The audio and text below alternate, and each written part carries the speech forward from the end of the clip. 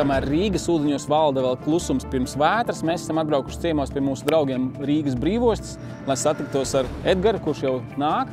Viņš aizvedīs mūs uz vietām, kur mēs netiktu un arī jūs netiktu. Čau, Edgar! Čau, Gunār! Prieks tevi redzēt! Apusēji! Laipni lūgt vispirms Rīgas brīvostā, kuģu satiksmes vadības centrā, jeb vienkārši runājot kapteiņdienestā. Apskatīsimies ostu no lielāka augstuma, 30 metri, lai saprastu to mērogu, un pēc tam jau uz ūdeni. Tā lidmašīna nāk iekšā, bet ne pa ūdeni, tas labi. Tā liels kuģis cīnās ar mazo, un Kais kontrolē noliktavas, izskatās sēžot uz jumta. Šodien viss kārtībā. Mēdz būt tāda sajūta, ka tevi kāds vēro. Un tādai sajūtai vajadzētu būt katram cilvēkam, makšķerniekam, atpūtniekam, kas pārvietojas pa Daugavu. Un tā sajūta ir pamatota, jo kur mēs atrodamies? Rīgas ostas kuģu satiksmes vadības centrā. Šī ir vieta, no kurienes tiek vadītas, uzraudzītas un koordinētas jebkuru galvenokārt, kad, protams, tirzniecības kuģu pārvietošanās un ienākšana un ostā un arī iziešana no tās, bet, protams, diennakts gaišajā laikā mēs arī redzam praktiski visu, kas notiek uz ūdens, tā skaitā arī mazās atpūtas laivas un makšķerniekus. Ja skolā ir špikeri, tad makšķerēšanā tās ir detalizētas dziļuma kartes, un viens no ūdens dziļuma karšu līderiem pasaulē ir Garmin. Bet arī viņam ir špikeri, un pie viena tāda ekskluzīva špikera esam nonākuši arī mēs. Ko mēs uz galda šeit, Edgar, redzam? Ko no šitā visa var izsacināt? Ko te var atrast? Jā, šeit mēs uz galda redzam ļoti detalizētu ostas akvatorijas dažādu rajonu dziļumu karti. Osta veicot aktīvu saimniecisko darbību, tā skaitā arī veic ostas akvatorijas padziļināšanu, dziļumu uzturēšanu un attiecīgi arī periodiski uzmērīšanu, lai šis viss dziļuma karts būtu precīzs. Tam ir vistiešākā mērā saikne ar drošību kuģu manevrēšanai ostā. Katrā ziņā Rīgas ostas dziļuma karta ir pirmavots, ir šī sākotnējā informācija, kur pēc tam arī izmanto tas pats Garmin. Skaidrs, tātad gribas aktuālāko informāciju par bedrēm uz 19. un 20. augustu. Jā, ciemos pie kapteiņa.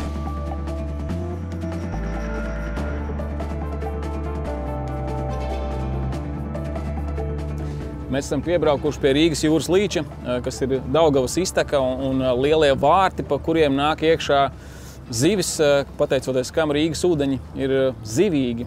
Es zinu, ka Rīgas brīvosta arī strādā pie tā, lai zivju resursi neizsīktu Daugavas leitecē šajā pusē.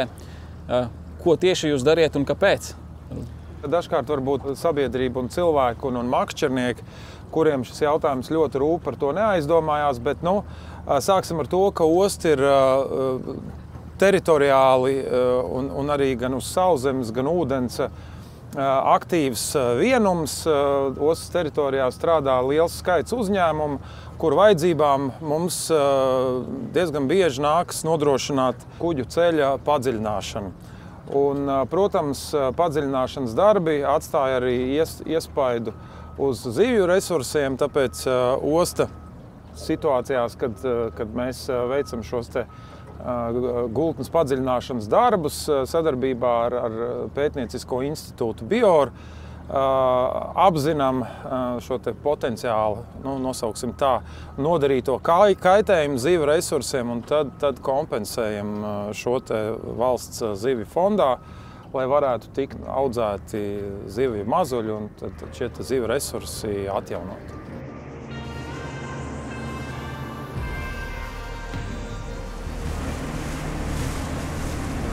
Edgar, mums būs ļoti daudz laivas, tik daudz kā nekad šajās sacensībās, un tie slepenie punkti, cik viņi ir, tik viņi ir. Varbūt tev ir kāds padoms no pieredzes, kur meklēt, ja visi spoti ir aizņemti, uz kurien aizbraukt kādam izmisušajam? Interesanti padomu, ko varētu dot, ir pievērst uzmanību termināļiem, kas nodarbojas ar graudu pārkraušanu, jo viss jau ļoti vienkārši. Tas, kas tiek krauts kuģī un pārbirst pāri, nonāk ūdenī. Tas, kas nonāk ūdenī, to apēd kāda baltā zivtiņa. Tātad, šī būtu, varētu teikt, vieta, kur pulcējās un ir lielāka koncentrācija, attiecīgi, kur ir baltā zivs, kā mēs zinām, tas piesaista plēsēju. Skaidrs, tā tad ir jāizpēta kuģu satiksme 17., 18., 19. un 20. augustā. Jāizpēta viņu kravas un jāseko viņiem. Daugavas Leitec, kas jūsu pārvaldībā ir intensīvākā ūdens satiksmes vieta Latvijā, kur gumijas laivas cīnās ar kruīzu kuģiem par labākajām vietām. Kāds ir skats no jūsu puses, vai tās attiecības starp lielajiem un mazajiem peldlīdzekļiem ir ok, vai tomēr tur ir vēl vieta izaugsmai?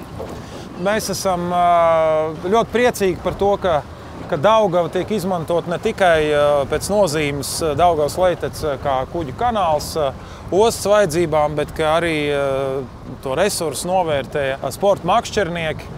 Protams, arī no makšķernieku puses tā interese par galveno kuģu ceļu un arī piekļuvēm šim kuģu ceļam ir pietiekami liela. Tāpēc dažkārt nākas rūpīgāk sekot līdz tiem drošības apsvērumiem.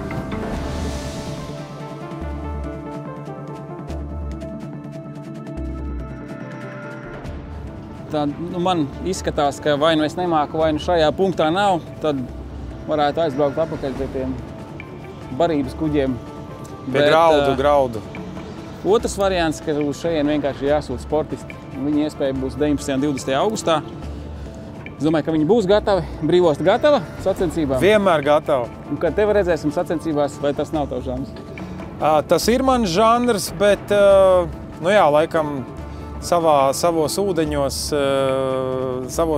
jāļauj citiem izpausties ir.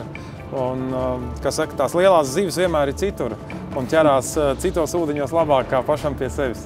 Skaidrs, paldies tev par superīgo ekskursiju. Bet bija forši un izzinoši. Un ar jums mēs tiekamies tiešraidēs 19. un 20. augustā. Neasaks visiem! Neasaks.